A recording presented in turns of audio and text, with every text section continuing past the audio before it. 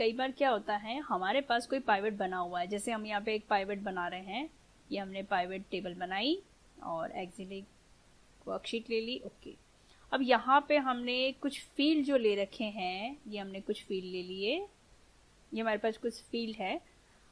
कई बार क्या होता है कि हमारी जो मेन टेबल बनी है, जो सोर्स टेबल है, उसमें कोई एरर बनी हुई है, तो हम एरर बना लेते हैं। ये देखिए हमने कुछ एरर बनाई है, इस तरह से कुछ जनरली कोई एरर कभी आ गई है, अभी तो हमने ऐसे ही बनाई है, लेकिन जनरली कभी कोई सोर्स टेबल में कोई एरर आई है, सोर्स टेबल से आपने कोई पाइवट टेबल बनाई है, तो उस पाइवट टेबल में भी वो एरर दिखाई देती है, तो वो टेबल में आपकी एरर जो है वो अच्छी नहीं दिखाई देती है।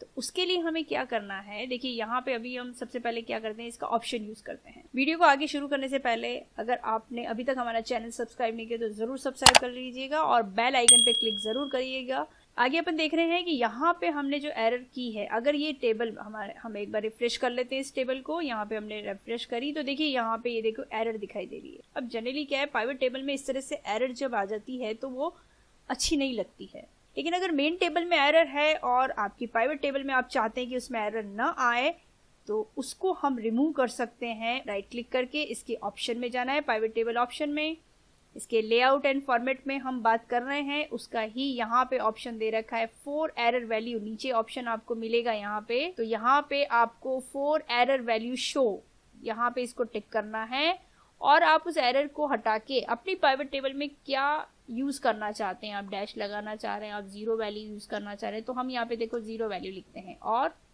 ओके कर देंगे।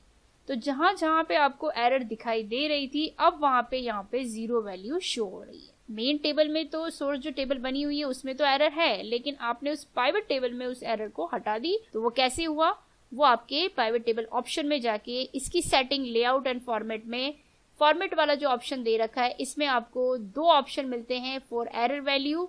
अगर आपकी मेन यानी सोर्स टेबल में कोई एरर है तो उसको आप हटा सकते हैं, किसी दूसरी वैल्यू को आप वहां लगा सकते हैं। और इसी में दूसरा ऑप्शन है फॉर एम्प्टी सेल, अगर कोई खाली सेल आपकी सोर्स टेबल में है उसको भी आप हटा के कुछ और वैल्यू रखना चाहते हैं तो रख सकते हैं। तो अभी हमारे पास जो टेबल में कोई खाली सेल नहीं है इसलिए हमने इसको यूज नहीं किया, अगर आप चाहते हैं इसको यूज करना तो भी यूज कर सकते हैं।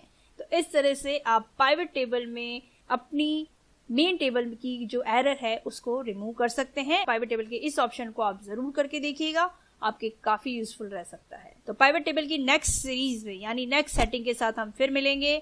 धन्यवाद।